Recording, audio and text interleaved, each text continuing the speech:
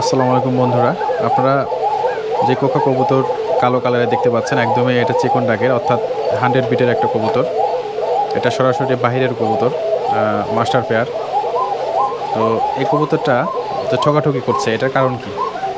এটার কারণ হচ্ছে কোকা কবুতর আসলে অনেক সময় আপনার ঠকাঠকি করে। এটার মূল কারণ হচ্ছে এরা হচ্ছে হট মেজাজের কবুতর। অনেকে দেখে ভাববেন যে এটা আসলে এদের জোড়াই না।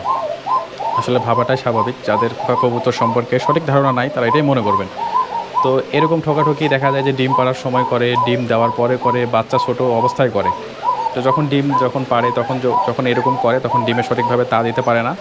তখন কি হয়? তখন ডিমটা জমে না। আবার বাচ্চা যখন ছোট অবস্থায় যখন ঝামেলা করে তখন কি হয়? বাচ্চাটা সঠিকভাবে খাবার পায় না, তখন মারা যায়। তো এই সমস্যাগুলো আসলে হয়। তো যখন এই সমস্যাগুলো হবে তখন মাটিটাকে একটু আলাদাভাবে রাখতে হবে। একবেলা, একদিন, তারপরে আবার কাছে দিতে হবে, তাহলে কোনো সমস্যা হবে না। এটা আপনারা যখন ডিমে বসবে তখন ডিমে বসারও কিন্তু একটা সময় আছে। কিছু কিছু জোড়া কবুতর মাদি দুপুরের পর থেকে উঠে যায়। তো সেই সময় আপনি মাদিকে আলাদা করতে পারেন। আবার হচ্ছে কিছু কিছু মাদি আপনার হচ্ছে সকালের দিকে উঠে যায় 10টার পরে, তখন আলাদা করতে পারেন। এরকমভাবে দেখতে হবে কখন মাদিরা ডিম থেকে উঠছে, তখন আলাদা করতে হবে। এটা ডিমের উপরে নির্ভর করবে, কবুতরের উপর নির্ভর করবে যে কখন কোন কবুতর কীভাবে ডিমে বসছে, শিডিউলটা বুঝতে হবে। আর বাচ্চা অবস্থায় করলে আলাদাভাবে রেখে খাবার দিতে হবে, তাহলে এই সমস্যাগুলো হবে না। আর মূলত এত কথা বলছি এই জন্য যে আমি কোকা কবুতর দিয়েই বাচ্চা উঠাই, আমার কোনো ফোস্টারিং নাই। তো এই কাজগুলো যদি সঠিকভাবে করতে পারেন তাহলে আপনাদের ফোস্টারিংয়ের দরকার হবে না। তো আস্তে আস্তে শিখতে হয়। একটা বিষয় আছে কি, যে একই বই, একই খাতা, একই স্কুল, একই টিচার, রেজাল্টের ক্ষেত্রে পার্থক্য হয়ে যায়।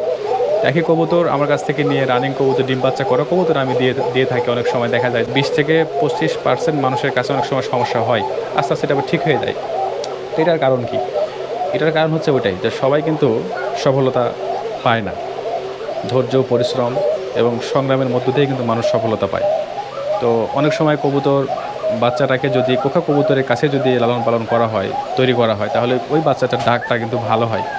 এবং সেই ক্ষেত্রে দেখা যায় যে মাদার পেয়ার বা মাস্টার পেয়ারের ডাকটা একটু দেবে যেতে পারে। সেটা কোনো বিষয় না, গলা ফেটে যেতে পারে। এটা আস্তে আস্তে ঠিক হয়ে যাবে।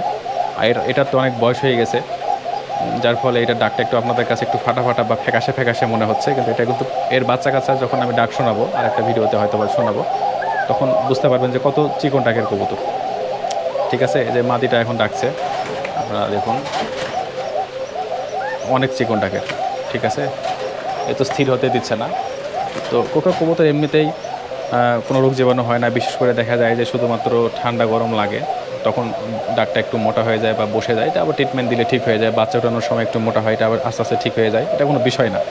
জাস্ট চেষ্টা করবেন যে ঠান্ডা গরম যেন না লাগে। যেহেতু বাইরের কবুতর, অন্য কোনো অসুখ-বিসুখ আমি দেখিনি। কবুতরগুলো চিমড়া কবুতর, তো অন্য কোনো সমস্যা হয় না।